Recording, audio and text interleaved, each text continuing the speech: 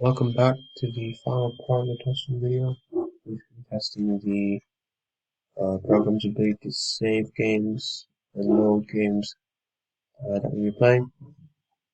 And so the way we save games is by grabbing the game board in the game turn. And it would be if the game turn is the RGB code for red, it's the output the color red. Otherwise it's white. You use pickle to save the game board and a file to save the game turn. Let's just run the game.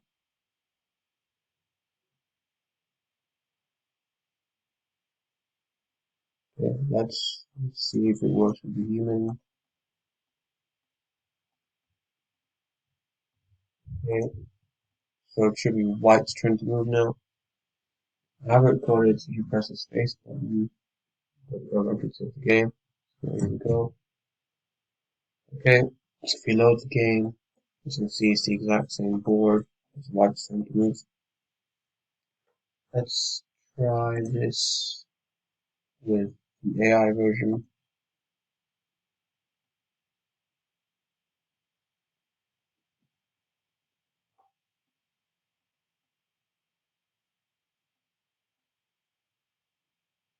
Okay, do that, then save the game, load the game, as move, and again,